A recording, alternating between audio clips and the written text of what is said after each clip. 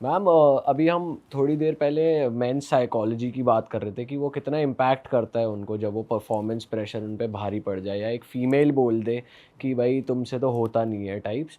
And इसमें एक और फियर रहता है लड़कों को कि ये एक चीटिंग का रीज़न बन जाएगा कि अगर मैं इसे खुश नहीं करूँगा तो कोई और कर देगा, फिर वो अपनी खुशी घर के बाहर ढूंढेगी। तो मैं आपसे जानना चाहता हूँ, जब कोई क्लाइंट आपके पास आता है जो इस प्रेशर से गुजर रहा है या कोई व्यूअर्स में से कोई इस प्रेशर के थ्रू गुजर रहा है, तो मैं चाहता हूँ आप फीमेल्स और मेल्स दोनों को बताओ कि इस सिचुएशन को कैसे हैंडल करना है when you are not able to perform and वो दिल पे ले रहे हैं, दिमाग पे ले रहे हैं। यस, सी परफॉर्मेंस प्रेशर मेल और फीमेल हर एज में बहुत कॉमन है। और परफॉर्मेंस प्रेशर सिर्फ बेड पे नहीं होता, परफॉर्मेंस प्रेशर बिजनेस में भी होता है, परफॉर्मेंस प्रेशर मैरिज के टाइम पे भी होता है, किचन में खाना बनाते वक्त भी होता है। तो it's quite common. So performance pressure अगर आपके पार्टनर को है तो आपको 3 सिग्नल्स मिलेंगे। सबसे पहले वो डिले करने की कोशिश करेगा कि रुकते हैं फिर कर लेंगे, या अभी सही समय नहीं है, और आई एम नॉट रेडी, है ना। दूसरा, अगर वो कर रहा है तो बहुत सारी प्रिपरेशंस करेगा। आपको ऐसा लगेगा कि वो बार बार वॉशरूम जा रहा है, या बार बार पोजीशन बदलने की कोशिश कर रहा है, बार बार कपड़े चेक कर रहा है, तो he might be has different idea कि कुछ होने वाला है।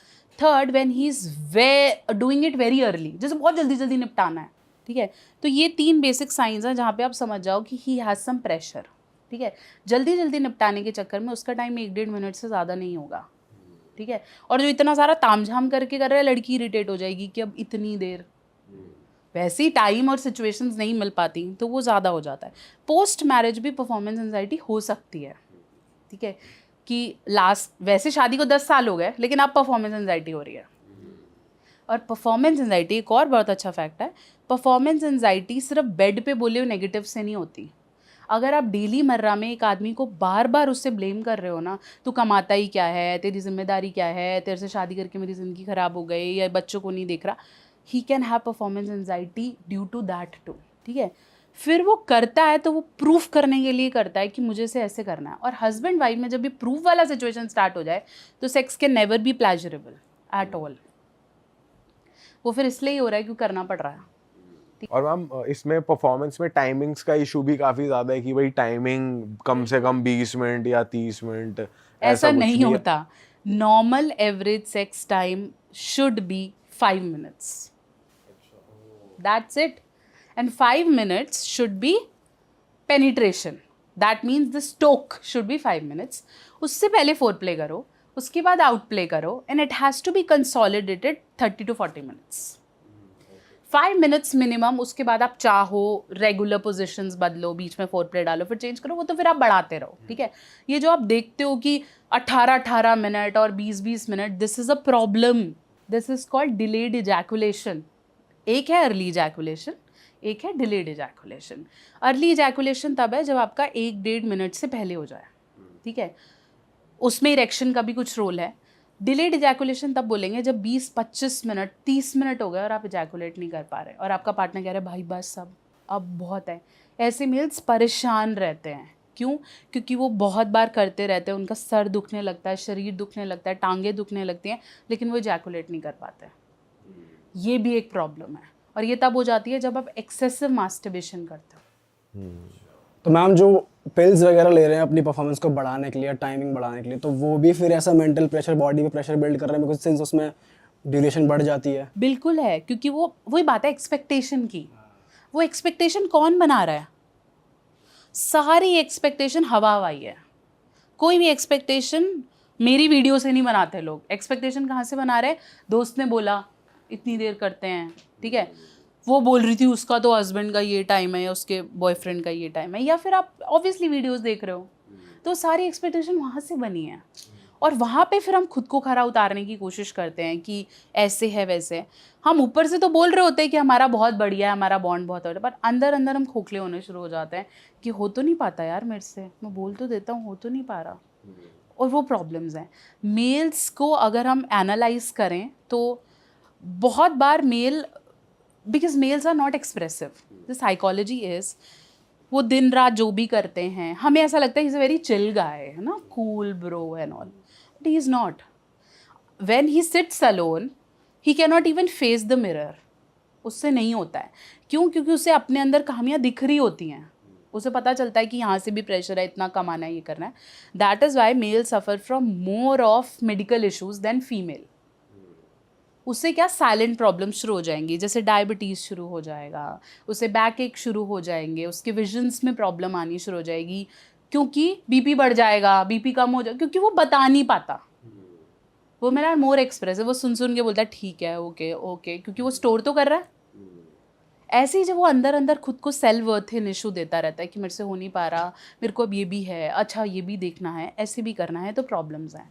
दूसरी एक और चीज़ है, when female pressurise them to do it today, आज ही कर लो, तो भाई उसकी तो सुबह पेमेंट आनी है, उसने तो सुबह रजिस्ट्री करानी है जाके, है ना, और रात को ये सोच रहा है कि यार अब करना तो पड़ेगा, नहीं तो गाली पड़ेगी. तो वो pressures are also very bad. ठीक है, हर किसी की एक बेसिक नीड है. अब ऐसे तो फीमेल को भी ब्लेम किया जाता है ना कि वो कर रही है और उसे सुबह याद आ रहा है प्राण नाश्ते में क्या बनाना है. दिस इज देयर, बट इसे क्लीन कैसे किया जाए? इसमें गलती किसी की भी नहीं है, वी ऑल आर ह्यूमंस ना. बट इसे क्लीन तब किया जाएगा जब आप इंटीमेसी बिल्ड करोगे, तभी हम फोर प्ले को आगे करते हैं कि वो इंटीमेसी ज़रूरी है. पहले के ज़माने में क्या होता था, अभी मैं कुछ दिन पहले एक पेशेंट से बात करी थी, वो मुझे कहता है आप तो इतना फोर प्ले बात करते हो, पहले के ज़माने में कोई होता था क्या? पहले के ज़माने तो टाइम ही नहीं होता था, एक ही कमरे में सब हैं और जैसे ही टाइम मिला कर लो. आजकल ये नए नए कंसेप्ट आ गए हैं. पहले आप लोग साथ रहते थे, ठीक है. पहले इंटीमेसी को कोई इतना वैल्यू नहीं करता. पहले इंटीमेसी अपने फादर के साथ ही नहीं थी, पापा से ही कई लड़कियां बिल्कुल मदर से नहीं बात करती थी. अब जब आप साथ नहीं हो, आप सुबह गए शाम को वापस आए, तो ये फोर प्ले आपको वो बॉन्ड बनाने का टाइम देता है. आप एक दूसरे से बात कर रहे हो, how was your day, how you can do it. ये फोर प्ले में अगर आप सेक्स नहीं भी करते हो ना, you will have good feeling, नहीं ज़रूरत है, ठीक है. लेकिन अगर आप सिर्फ कर रहे हो और वो कनेक्शन बिल्ड कर रहे हो, तो वो दोनों के लिए सिर्फ थकावट है, सिर्फ इसलिए कि होगा और नींद आ जाएगी एंड इट इज़ डन. ये कागजों में हो जाएगा कि किया था, बट है नहीं. मैम वो बात रह गई कि how to overcome that pressure if a male is feeling that. Male क्या करे बेसिकली, कैसे डील करे? बेसिकली अगर मेल ने ऐसा कभी सुना भी है सबसे पहले कि ऐसा कुछ हो रहा है या वो नहीं कर पा रहा है. कई लोग तो ऐसे हैं जो एक वीडियो देखते हैं उसको लगता है मेरे को है, फिर दूसरी देखता है, फिर तीसरी देखता है, फिर मेरे को हेलो मैम हमने ना ऐसे ऐसे देखा और सब कह रहे थे, मैं तो बस अब दवाई दो.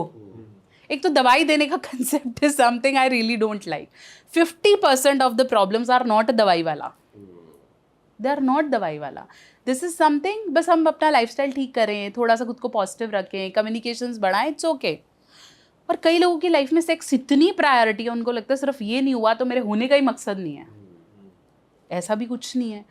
ठीक है, जवानी में when you feel it you want to have it ना, वो ठीक है, बट ये इतनी प्रायोरिटी नहीं है, ठीक है. और बाकी सब ठीक करोगे ये भी ठीक हो जाएगा. तो अगर परफॉर्मेंस प्रेशर है, go to your partner and talk it out कि ये मुझे ऐसा लग रहा है, क्या ऐसा है, नहीं है, go to a doctor, book a professional and ask कि मैम ऐसा ऐसा है और ये प्रॉब्लम लग रही है, वो भी आपको बता देंगे. थर्ड, आपके ब्लड टेस्ट भी बताते हैं.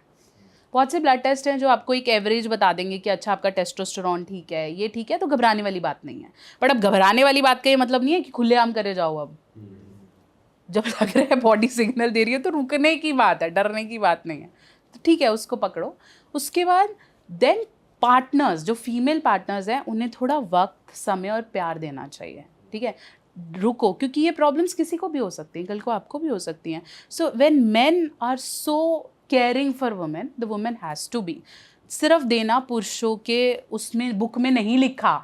Sex is never a man giving thing, गलत है. Female has to be equally active, ठीक है. और ऐसा नहीं है कि बिना इरेक्शन के या बिना खड़े हुए सेक्स का प्लेजर नहीं आ सकता. There are so many ways to do it. उसमें कुछ गलत सही नहीं है. आप लोगों की कॉमन अंडरस्टैंडिंग है, आप डेफिनेटली कर सकते हो, उसमें कुछ गलत नहीं है. टेक्निक्स हैं, कुछ मेडिसिन हैं, जैसे हम बोलते हैं कि काउंटिंग शुरू कर दो, ठीक है. Once you are doing it, तो किसी ऐसी चीज़ के बारे में सोचो जो अभी हो रहा है, या तो आप पास्ट में रहते हो या फ्यूचर में, तो माइंडफुल हो जाओ. अभी क्या दिख रहा है, पार्टनर कैसा दिख रहा है, बहुत सारी बातें करो, आराम से हो जाएगा. अपने ने कोई टाइम का रिकॉर्ड नहीं लगाना. Don't look to clock, look to your partner and slowly you will able to have it. Ma'am ये तो हमने मेंस की बात कर ली, थोड़ा आप फीमेल की प्रॉब्लम्स के बारे में बताओ कि उनके लिए क्या क्या प्रॉब्लम्स वो क्या फेस करती हैं बेड पे.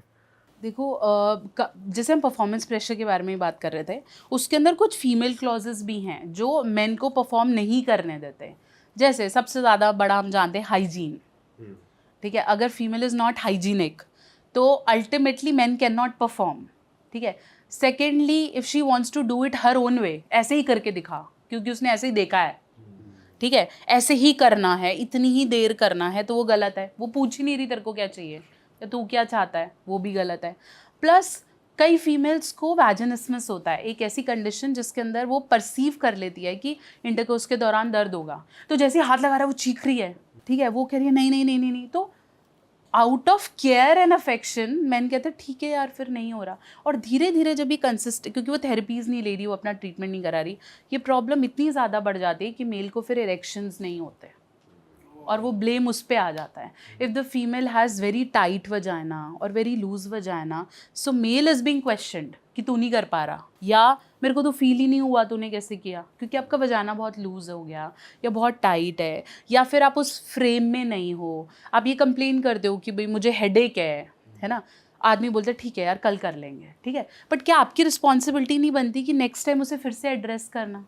आप क्यों नहीं बात कर रहे हो उसके बारे में? और फिर वो अल्टीमेटली एक बैरियर क्रिएट कर जाता है। बच्चा होने के बाद ये प्रॉब्लम ज़्यादा हो जाती हैं, या फैमिली रिस्पॉन्सिबिलिटीज़ के बाद। इसलिए मेल को काफ़ी बार सिर्फ ब्लेम किया जाता है कि ये चाहता है, ये तो हबशी, इसको तो चाहिए ही चाहिए,